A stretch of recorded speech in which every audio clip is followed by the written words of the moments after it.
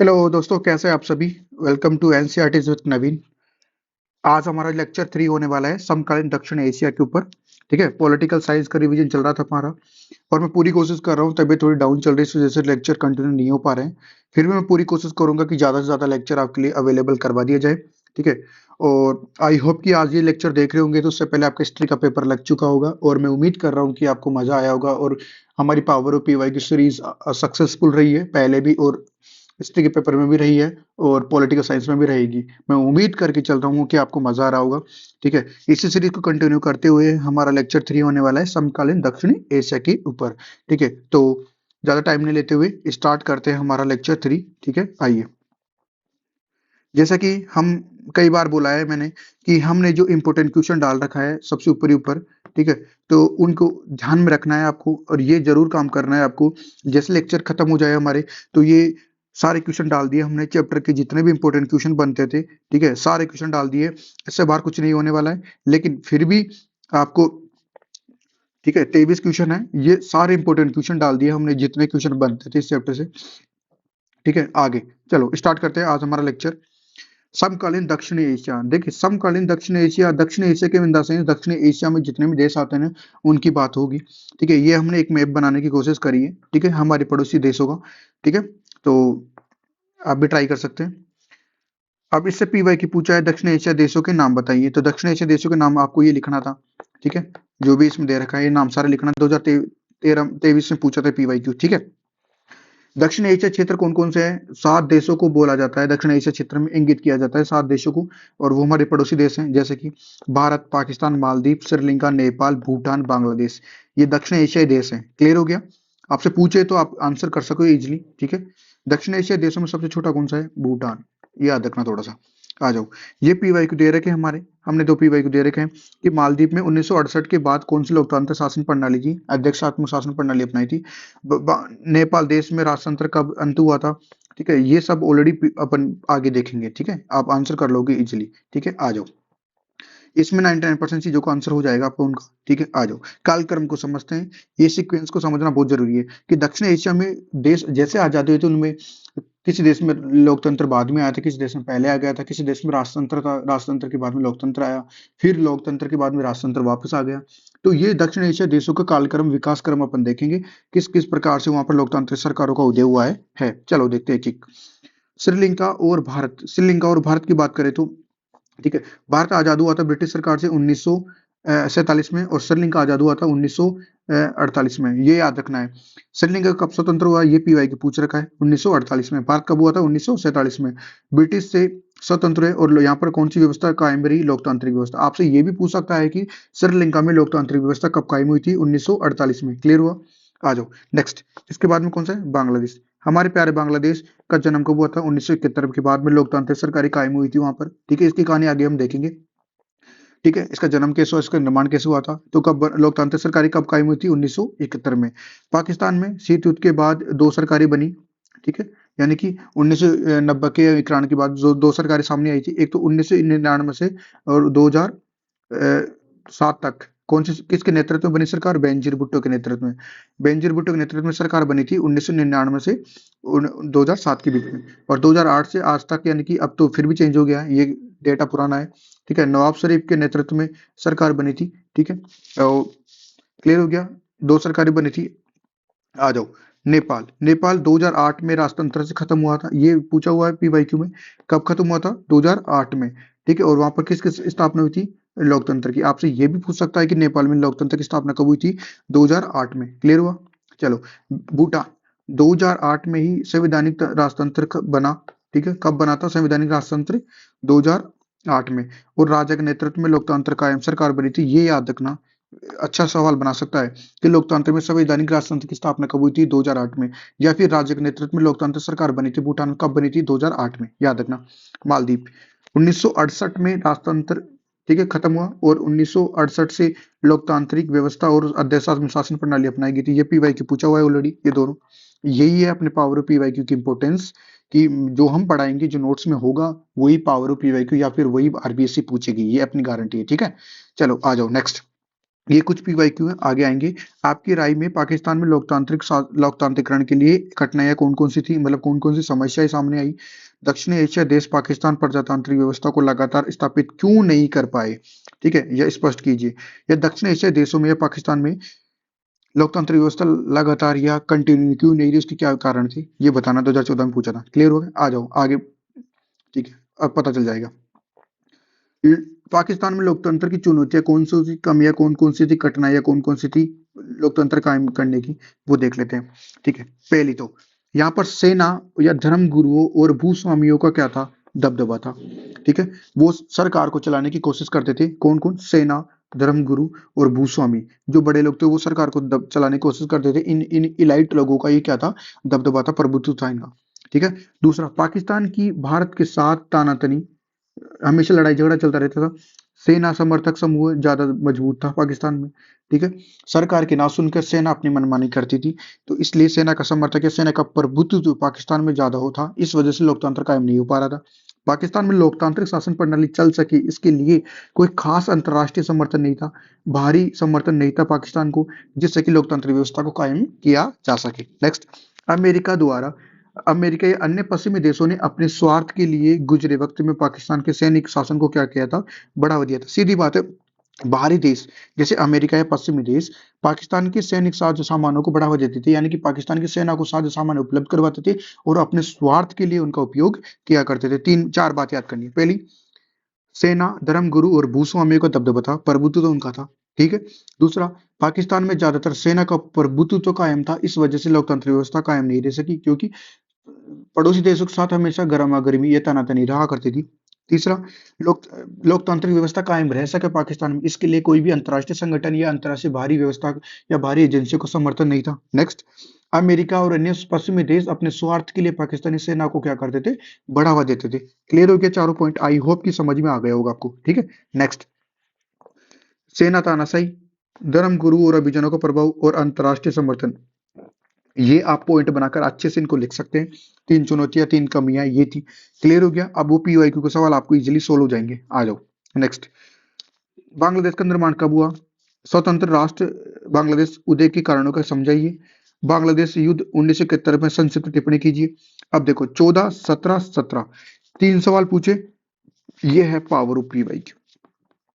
Theme identify कर लो, बांग्लादेश का निर्माण। ठीक है, अब आ जाओ करते हैं इसको। बांग्लादेश का निर्माण क्यों हुआ, ये रीजन है, कारण बता देते हैं। पहला, बांग्ली संस्कृति का उपेक्षा या अपेक्षा। ठीक है, 1970 में मुजीब को बहुमत, ठीक है, ये कहानी देखेंगे आगे। बांग्लादेश का निर्माण, भारत पाकिस्तान युद्ध और राज व्यवस्था में सत्ता में भागीदारी की मांग।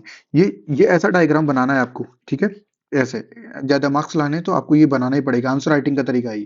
ठीक है, अब अपन देख लेते हैं बांग्लादेश कैसे पैदा हुआ है, बांग्लादेश का निर्माण कैसे हुआ। चलो, कहानी थोड़ा ढंग से समझना है आपको। ठीक है, क्लास में मैं कहानी को थोड़ा अलग तरीके से समझाता हूँ, यहाँ पर कम समय में तो थोड़ा संक्षिप्त में तो देखेंगे तरीका। देखते हैं, पाकिस्तान में चुनाव हुए 1970 में। पाकिस्तानी सेना ने 1971 में शेख मुजीब उर रहमान को गिरफ्तार कर लिया। ठीक है, 19 पाकिस्तान में चुनाव हुए 1970 में, और ये भाई साहब क्या आ गए, दावेदार बन गए। ठीक है, और 1971 में इनको सेना ने क्या कर लिया, गिरफ्तार कर लिया। ठीक है, शेख मुजीब उर रहमान को। ठीक है, पूरी पाकिस्तान की जनता ने इनका क्या किया था, विरोध किया। और पाकिस्तान से मुक्त होने के लिए पूरी पाकिस्तान ने क्या किया, जनता ने क्या किया, विरोध किया कि हम पाकिस्तान से अलग होना चाहते हैं। ठीक है, आगे देखते हैं। पाकिस्तान ने पूर्वी पाकिस्तान की जनता पर जुल्म ढाना तय कर दिया, उनको लड़ाई झगड़ा, मतलब सीधी बात है, मारकाट शुरू कर दिया, उनको जबरन बोला गया कि अब तुम यहीं रहोगे। ठीक है, और 30 लाख शरणार्थी अपने भारत में आ घुस गए या आ गए। क्लियर हो गया, देखो स्टोरी को याद रखना है। पाकिस्तान में चुनाव हुए 1970 में भाई, ठीक है, और पाकिस्तानी सेना ने 1971 में ही उन शेख मुजीब रहमान को गिरफ्तार कर लिया। और इसी टाइम में पूरी पाकिस्तान की जनता विरोध कर रही थी कि हमें पाकिस्तान से अलग होना है। ठीक है, पाकिस्तान ने पूरी पाकिस्तान के ऊपर जुल्म ढाना शुरू कर दिया था, और इसी कारण जुल्म को सहन ना कर सके, इसलिए 30 लाख से लगभग 30 लाख शरणार्थी भारत में आ गए। ठीक है, दिसंबर 1971 को भारत और पाकिस्तान के बीच में युद्ध हो गया था। वो आपको ये कहानी याद होगी, इंदिरा गांधी वगैरह, ठीक है। पाकिस्तान ने पाकिस्तान के साथ अमेरिका ने दिया था उनके जंगी जहाजों ने, और हमने साथ मांगे था रूस का, और रूस के जंगी जहाज आए थे बेड़, ठीक है। याद होगा कहानी, वो बाद में क्लास में डिस्कस करेंगे कभी और, ठीक है। 93,000 सैनिकों के साथ पाकिस्तान ने क्या कर दिया था, आत्मसमर्पण कर दिया था। और इसी टाइम पे क्या हुआ, कहते हैं कि, ठीक है, बांग्लादेश का क्या हुआ, जन्म हुआ। क्लियर हो गया, ये आपको कहानी याद हो गई होगी, ठीक है। एक धर्मनिरपेक्ष लोकतांत्रिक और समाजवादी देश घोषित किया गया पाकिस्तान, उस बांग्लादेश को कब किया गया, दिसंबर 1941 को। याद हो गया, चलो।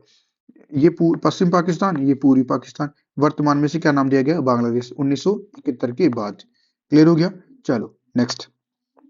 बांग्लादेश में लोकतंत्र के सामने कौन कौन सी चुनौती आई, ठीक है, 2016 में पूछा। बांग्लादेश में लोकतंत्र की स्थापना के लिए चर्चा कीजिए, वो पूछा है। यही सवाल को पूछ लिया हूँ उठाकर, चलो देख लेते हैं क्या है। तो क्या चुनौती आई, चलो देख लेते हैं। चुनौती की प्रक्रिया क्या है, देखो। लोकतंत्र की स्थापना करना बहुत बड़ा मुश्किल था वहां पर काम, क्यों, क्योंकि शुरुआती दौर में बहुत मुश्किल होता है। अप्रैल 1971 में बांग्लादेश सरकार का गठन हुआ, ठीक है। बांग्लादेश ने अपना एक नवीन संविधान बनाया, एक नया संविधान बनाया, जिससे उसे संघात्मक, धर्मनिरपेक्ष और लोकतांत्रिक देश घोषित किया जा सके। सही बात है। पहला, लोकतंत्र की स्थापना करना, अप्रैल 1971 को बांग्लादेश सरकार का गठन किया गया। बांग्लादेश ने अपना एक नया संविधान बनाया, जिससे कि वहां के देश को चलाया जा सके, वहां की सरकारों को गठन किया जा सके, और देश को धर्मनिरपेक्ष राष्ट्र घोषित किया जा सके। क्लियर हुआ, चलो नेक्स्ट। लोकतंत्र के बजाय अध्यक्षात्मक शासन प्रणाली, लोकतंत्र, ठीक है। देखो, दो प्रकार के, संघात्मक और लोकतांत्रिक। अध्यक्षात्मक शासन प्रणाली में राष्ट्रपति के पास कंट्रोल होता है, और संघात्मक शासन प्रणाली में राष्ट्रपति और प्रधानमंत्री यानी कि मिलजुल कर चलाते हैं। और वैसे तो प्रधानमंत्री वास्तविक शक्ति ग्रहण करते हैं, जबकि राष्ट्रपति नाम मात्र की शक्ति ग्रहण करते हैं। क्लियर हो गया, आ जाओ। 1975 में शेख मुजीब ने संसदीय लोकतंत्र की स्थापना पर अध्यक्षात्मक शासन प्रणाली को क्या कर दी, मान्यता दी। यानी कि शेख मुजीब रहमान ने 1975 में संसदीय लोकतंत्र के बजाय अध्यक्षात्मक शासन प्रणाली को मान्यता दी, यानी कि उसको बढ़ावा दिया। इसके विरोध में सेना ने बगावत कर दी, उन्होंने बोला नहीं, ठीक है। और शेख मुजीब रहमान की क्या कर दी, हत्या कर दी। क्लियर हो गया यहाँ तक, चलो। दूसरा, सैनिक शासन। सैनिक शासन के बाद 1975 में सैनिक शासन, जियाउर रहमान ने बांग्लादेश नेशनल पार्टी बनाई। कौन सी पार्टी बनाई, बांग्लादेश। अब ये सवाल एक नंबर का बन गया कि बांग्लादेश नेशनल पार्टी कब और किसने बनाई, 1975 में बनाई जियाउर रहमान ने। और 1979 में चुनाव में विजय रही, चुनाव जीत गई, ठीक है। और बाद में इनकी हत्या कर दी, किनकी, जियाउर रहमान की। और 1990 में तक सत्ता में कौन थे, इरशाद। कौन थे, इरशाद। कौन थे, इरशाद। क्लियर हो गया, दोबारा कहानी याद करते हैं। 1975 में सैनिक शासन रहा, तुम्हें पता होना चाहिए, ठीक। शेख मुजीब की हत्या कर दी थी। उसके बाद में कौन आया, जियाउर रहमान। कौन सी पार्टी बनाई, बांग्लादेश नेशनल पार्टी। 1979 में चुनाव हुए और जीत गई, ठीक है। लेकिन बाद में सेना ने इनकी क्या कर दी, हत्या कर दी थी। और उसके बाद में कौन रहा सत्ता में, इरशाद, ठीक है। कब तक रहा, 1990 तक। पुनः लोकतंत्र, ठीक है। जनता के व्यापक विरोध के समक्ष जनता की व्यापक विरोध के बाद में बांग्लादेश में क्या हुआ, झुकते हुए जनरल इरशाद को 1990 में राष्ट्रपति पद क्या करना, छोड़ना पड़ा। और 1991 में ही चुनाव हुए, ठीक है। और बांग्लादेश में बहुदलीय लोकतांत्रिक व्यवस्था क्या हुई, कायम हुई, ठीक है, बांग्लादेश में। अब आपसे सवाल पूछ सकता है कि बांग्लादेश में पुनः लोकतंत्र कायम कब हुआ था, 1991 में। क्लियर हुआ, चलो आगे देखो। भारत की लुक ईस्ट और एक्ट ईस्ट पॉलिसी के अंतर्गत कौन से देश आते हैं, चलो देख लेते हैं। एक्ट ईस्ट पॉलिसी कौन लेके आए हैं, हमारे नरेंद्र मोदी जी लेके आए, नहीं, ठीक है। और लुक ईस्ट पॉलिसी कौन लेके आए थे, नरसिम्हा राव। ये याद रखना, ठीक है। ये आपकी किताब में दे रखा है, नहीं दे रखा है, लेकिन ये अलग से याद रखना कि लुक ईस्ट पॉलिसी कौन लेके आए थे, नरसिम्हा राव पीएम थे, जो 1991 टाइम। एक्ट पॉलिसी कौन लेके आए थे, एक्ट और मोदी जी, ठीक है। आ जाओ, लुक ईस्ट पॉलिसी क्या है, भारत की बांग्लादेश के साथ थी ये नीति। क्लियर हो गया। 7 दलों का गठबंधन किस, 7 पार्टी अलायंस किस देश का था, नेपाल का था। क्लियर हो गया, पूछा हुआ पीवाईक्यू में, सबके आंसर मिल जाएंगे। आ जाओ, पीवाईक्यू देख लो, 4 पीवाईक्यू है। श्रीलंका में लिट्टे की प्रमुख मांगे क्या थी, तो हम देखेंगे लिट्टे क्या है। लिट्टे, जातीय संघर्ष का वर्णन कीजिए। चलो, श्रीलंका में, श्रीलंका के राजनीतिक में किस समुदाय का प्रभुत्व ज्यादा था। श्रीलंका में जातीय संघर्ष क्या था, देखो 2013 के सवाल 2024 में पूछा, यही है भाई पीवाईक्यू। मैं यही कहना चाह रहा हूँ, स्मार्ट वे में पढ़ो, स्मार्ट टीचर से पढ़ो। चलो आ जाओ नेक्स्ट। देखते हैं श्रीलंका में जातीय संघर्ष क्या है। श्रीलंका में जातीय संघर्ष, तो श्रीलंका में 1948 में आजाद हुआ, लोकतांत्रिक व्यवस्था कायम हुई और उसके सामने एक समस्या और खड़ी हुई, जातीय संघर्ष की। वहां पर सेनाली जाति जनजाति ज्यादा थी। वो क्या कहना चाह रहे थे कि हम सत्ता में रहेंगे, हम पार्टी चलाएंगे, हमारी मनमानी चलेगी। बाकी तमिल लोग थे, बौद्ध लोग थे, वो लोग उनके ऊपर अत्याचार हो रहा था, वो सहन नहीं कर पा रहे थे, वो विद्रोह कर रहे थे, तो जातीय संघर्ष खड़ा हो गया। चलो, 1948 के आजाद के बाद से लेकर अब तक श्रीलंका में लोकतंत्र कायम रहा है। ठीक है, श्रीलंका को जातीय संघर्ष का सामना करना पड़ा। उनकी प्रमुख मांगे थी, देख लेते हैं क्या है। श्रीलंका के एक एक क्षेत्र को तमिलों के लिए अलग राष्ट्र बनाया जाए, और उनकी मांग थी कि तमिलों के लिए अलग से तमिल राष्ट्र बनाया जाए। श्रीलंका की राजनीति में बहुसंख्यक कौन से थे? सिन्हलिया। अब यही पीवाई की पूछा है कि श्रीलंका में कौन से जनजाति समुदाय ज्यादा थी? कौन सी थी? सिन्हली। ठीक है, उनका दबदबा ज्यादा था, उनका प्रभुत्व ज्यादा था। ठीक है, इन लोगों का मानना था कि श्रीलंका में सिर्फ सिन्हली लोगों का है। ठीक है, अतः अंतः तमिलों के साथ कोई रियायत नहीं बरती जाएगी। ठीक है, आगे देखो, सिन्हलियों के इस उपेक्षा भरे व्यवहार की प्रतिक्रिया में श्रीलंका में एक उग्र तमिल राष्ट्रवाद की आवाज बुलंद हो गई। ठीक है, 1983 के बाद उग्र तमिल संगठन लिट्टे, लिबरेशन टाइगर ऑफ तमिल इलम, जिसकी फुल फॉर्म पूछ सकते हैं, किस देश से संबंधित है वो पूछ सकते हैं। कब, क्या नाम, फुल फॉर्म क्या है? लिबरेशन टाइगर्स ऑफ तमिल इलम, लिबरेशन टाइगर्स ऑफ तमिल इलम ने श्रीलंका की सेना के साथ सशस्त्र संघर्ष क्या कर दिया? प्रारंभ कर दिया, स्टार्ट कर दिया। अंततः सशस्त्र संघर्ष समाप्त हुआ 2009 में। लिट्टे खत्म कर दिया गया। लिट्टे को अब खत्म किया 2009 में, याद रखना, पूछ सकता है 1 नंबर में। क्लियर हो गया? ये पूरा जातीय संघर्ष आपको लिखना था, यहाँ तक आपको एक भी मार्क्स नहीं कटेगा, ऐसा कि ऐसे समझा दो उसको। ठीक है, अब ये 2 पीवाई क्यू दे रखे हैं। भारत और पाकिस्तान के बीच तनाव, भारत और पाकिस्तान के बीच विवाद। अरे भाई सेम चीज है, विवाद क्या है देख लेते हैं क्या है। वही सेम पीवाई क्यू पूछा है 2 बार।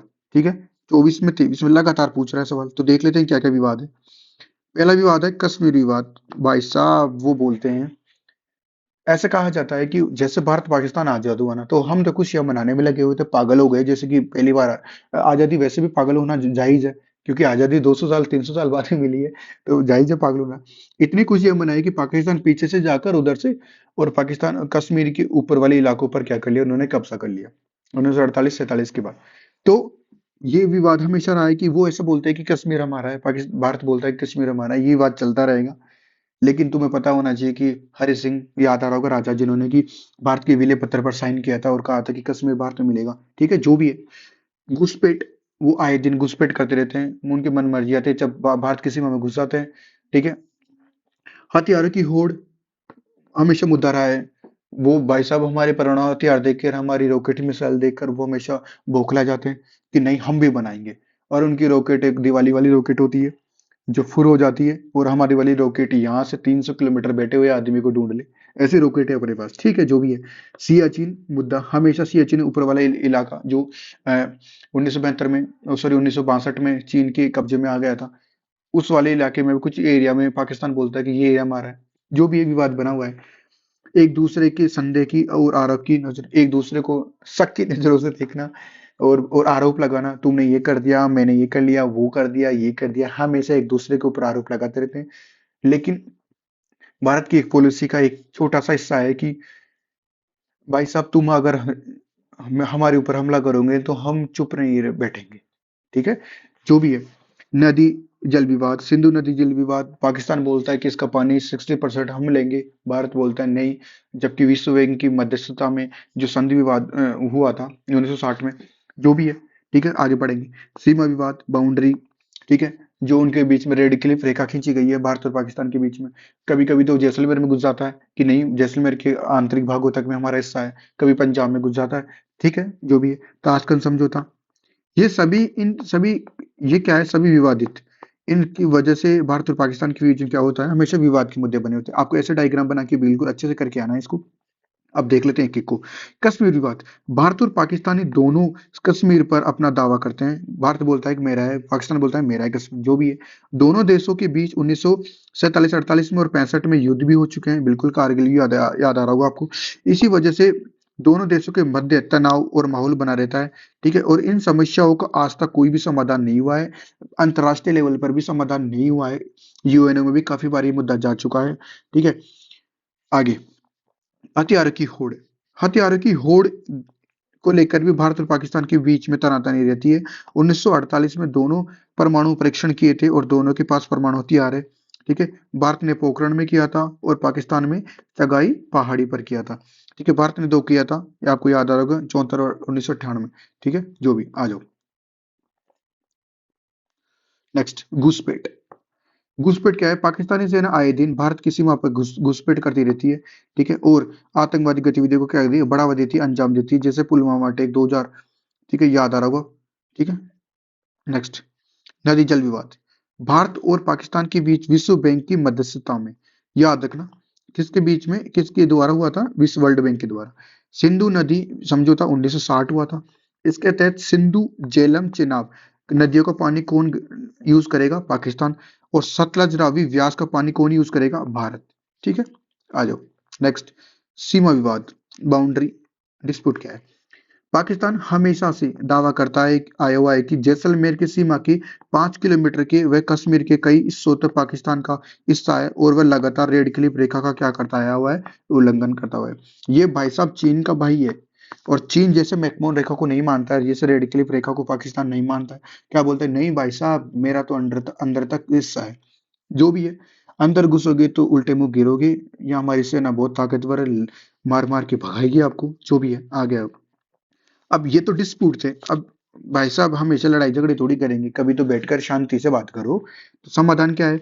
1972 में शिमला समझौता हुआ था, ठीक है। भारत और पाकिस्तान, सामरिक स्तर पर प्रयास किए जाए, सांस्कृतिक स्तर को बढ़ावा दिया जाए, ठीक है, वार्ताओं के माध्यम बैठ कर बातचीत किया जाए, तकनीकी और चिकित्सा सेवाओं को आदान प्रदान बढ़ावा दिया जाए, ठीक है। आइए देखते हैं क्या है, ठीक है। तो ये समाधान थे, ये आपको डू सेल्फ करना है, ठीक है। ये हमने हिंट दे दिया है समाधान के, आपको इनको लिखना है अच्छे से, ठीक है। आ जाओ नेक्स्ट, भारत और बांग्लादेश के संबंध कैसे? तनाव के वाले संकट देख लेते हैं पहले। भाई साहब अवैध शरणार्थी भारत में घुस जाते हैं आप्रवास के तौर पर, जैसे, ठीक है। ढाका का भारत को प्राकृतिक गैस ना देना, ठीक है। सीमा विवाद हमेशा बना रहता है, ठीक है। मेघालय और त्रिपुरा वाली सीमा के ऊपर, पश्चिम बंगाल की सीमा के ऊपर सेनाओं को रास्ता नहीं देना, ठीक है। चीन के साथ नजदीकियां बढ़ना, ठीक है, और नदी जल विवाद, ठीक है। फर्क का याद आ रहा होगा आपको, जो भी है। भारत और बांग्लादेश ने गंगा नदी के पानी की हिस्सेदारी के लिए किस नदी पर हस्ताक्षर किया था? 2022 में पूछा था। भारत और बांग्लादेश ये किया था फर्क का संधि, ठीक है। और सहयोग, हम कोऑपरेट कैसे करते हैं बांग्लादेश को? हमारा भाई, ये हमारा 10 वर्षों से इसके साथ व्यापार बढ़ावा मिल रहा है, और हम इसके साथ सरप्लस है, मतलब पॉजिटिव है, इसके साथ व्यापार करते तो हूँ, ठीक है। आ जाओ, आप प्राकृतिक आपदा और पर्यावरण सहयोग करते हैं हम एक दूसरे का, ठीक है। और सही समन्वय, कोऑर्डिनेट और कॉर्पोरेशन की के ऊपर बल देते हैं, ठीक है। आ जाओ, हो गया, ठीक है। भारत और नेपाल के बीच संबंध, पहले तनाव वाले देख लेते हैं। नेपाल की चीन के साथ बढ़ती नजदीकी से मित्रता या नजदीकियां बढ़ रही है, जिससे कि भारत को परेशानी होती है, ठीक है। विरोधी तत्वों को बढ़ावा देता है ये, ठीक है। माओवादी आंदोलन को बढ़ावा देता है, ठीक है। जल और बिजली मुद्दे, ठीक है। भू क्षेत्र को लेकर मुद्दे, ये मुद्दे लेकर हैं हमारे, किसके साथ तनाव है? नेपाल के साथ, ठीक है। आ जाओ नेक्स्ट, मधुर संबंध क्या है? बढ़िया संबंध क्या है नेपाल के साथ? दोनों देशों के मध्य पारगमन संधि है, पारगमन आगमन, एक दूसरे के देशों के मध्य आगमन है, फ्री वीजा, ठीक है। दोनों देशों के मध्य समझौते हो रखे हैं, ठीक है, जैसे एजुकेशन, शिक्षा को लेकर, बिजली को लेकर, ठीक है, प्राकृतिक गैस को लेकर, और जल प्रबंधन को लेकर दोनों देशों के मध्य संबंध हो रखे हैं हमारे, ठीक है। लोकतंत्र की व्यवस्था मजबूत है, इस हम हमेशा उनके देशों को बढ़ावा देते हैं, लोकतंत्र को बढ़ावा देने के लिए हमेशा हम उनके साथ खड़े होते हैं, ठीक है। ये तो नेपाल के साथ संबंध। भारत और श्रीलंका के भी देख लेते हैं, ठीक है। भारत और श्रीलंका के बीच संबंध, भारत सरकार श्रीलंका की अंदरूनी मामलों में असंलग्नता की नीति अपनाती है, इसका मतलब है हस्तक्षेप की नीति। उसके कामकाज में भारत कभी भी दखल अंदाजी नहीं करता है, ठीक है। प्राकृतिक आपदाओं में सहयोग करता है भारत, उसकी प्राकृतिक आपदा हो जाती है तो हम उनको प्राकृतिक सुविधा, आपदाओं के टाइम में हम उनको खाद्य आपूर्ति करते हैं या दवाइयाँ आपूर्ति करते हैं, ठीक है, सहयोग करते हैं। दोनों देशों के मध्य मुक्त व्यापार, फ्री ट्रेड समझौता हो रखा है, ठीक है। दोनों देशों के बीच क्या हो रखा है? Free trade agreement. क्लियर हो गया? मतलब सीमा की आवाजाही में कोई भी टैक्स नहीं देना पड़ेगा आपको। ठीक है, आ जाओ नेक्स्ट। नेक्स्ट क्या है? सार्क या दक्षिण, क्या होता है? फुल फॉर्म क्या है? South Asia association for regional corporation. South Asia association for regional corporation, दक्षिण एशिया क्षेत्र सहयोग संघ। ये याद रखना, चाहे हिंदी में याद रखो चाहे इंग्लिश में याद रखो। इंग्लिश में पूछ सकता है फुल फॉर्म, दक्षिण हिंदी में भी याद रखना है। कब स्थापना हुई थी? 1985 में। कब स्थापना हुई थी? 1985 में। कितने देश है? 8। कितने देश है? 8। जबकि आसियान में 10 देश थे और 1967 में स्थापना हुई थी। क्लियर हो गया? इन 8 देशों को याद करना है। अपने एमबीबीएस ट्रिक लिख रखी है हमने। अफगानिस्तान, पाकिस्तान, नेपाल, इंडिया, म्यांमार, भूटान, बांग्लादेश और श्रीलंका। ठीक है, मालदीव है। ठीक है, म्यांमार की जगह। ठीक है, आ जाओ। उद्देश्य क्या था? दक्षिण एशियाई क्षेत्रों के देशों को अपने शांति और सहयोग को बढ़ावा देना या शांति सहयोग की स्थापना करना। क्लियर हो गया? आ जाओ नेक्स्ट। नेक्स्ट, दक्षिण एशिया शांति और सहयोग के लिए प्रयास कौन कौन से थे? चलो देख लेते हैं कौन कौन से प्रयास आपके सामने दे रखा है। सार्क की स्थापना और कार्य। कार्य कहते हैं पर्यटन को, विकास को बढ़ावा देते थे। दक्षिण एशिया देशों के मध्य आपदा प्रबंधन को बढ़ावा देते थे, यानी कि डिजास्टर मैनेजमेंट को बढ़ावा देते थे। खाद्य या बाह्य सुरक्षा, ठीक है, पर्यावरण सुरक्षा को बढ़ावा देते थे। ये इनका कार्य था सार्क के। ठीक है, दक्षिण एशिया मुक्त व्यापार साप्टा, ये पूछा हुआ है। कब स्थापना हुई थी? 2004 में। 2004 कब स्थापना हुई थी? 2004 में। South Asia free trade agreement या area, South Asia free trade area. ठीक है, सार्क देशों के मध्य साइन हो रखे हैं, ये जितने भी सार्क देश साइन कर रखे हैं। भारत पाकिस्तान के मध्य सहयोग को बढ़ावा। ठीक है, इनके बीच तनाव को कम करने के लिए शांति और सुरक्षा को बढ़ावा देने का काम करता है। क्लियर हो गया? आई होप कि चैप्टर आपको समझ में आया होगा। ठीक है, और प्लीज चैनल पे नए तो सब्सक्राइब कर लीजिए। कुछ भी डाउट और कमेंट बॉक्स में कीजिए आप, हमें पता तो चले ना आपको समझ में कितना आ रहा है। ठीक है, और पूरी कोशिश की जा रही है जल्दी से जल्दी पूरी वीडियो आपको अवेलेबल करवा दिए जाएंगे। आई होप कि आपको समझ में आ रहे होंगे। और इसी को अगर जैसे आपका चैप्टर पूरा हो जाता है तो आप जैसे फर्स्ट पेज पे हमने इंपॉर्टेंट क्वेश्चन की लिस्ट डाल रखी है। ठीक है, डाल रखी है, देखो सारे क्वेश्चन सोल्व हो रहे हैं आपके, और इनको क्वेश्चनों को क्या करना है? सोल्व करना है आपको। ठीक है, जैसे आपके हिंदी के एग्जाम लग जाए उसके बाद में एक एक क्वेश्चनों को सोल्व करना है, लिखकर याद करना है। प्लीज मेरे कहने से याद करना है। ठीक है, और पीवाईक्यू को तो सोल्व करना ही करना है, इनको भी लिखना है। इससे क्या होता है? आपके चैप्टर के प्रति सारी अंडरस्टैंडिंग बन जाएगी। क्लियर हुआ? नेक्स्ट वीडियो में जल्दी मिलेंगे, तब तक के लिए पढ़ते रहिए, चल रही है, मस्त रहिए।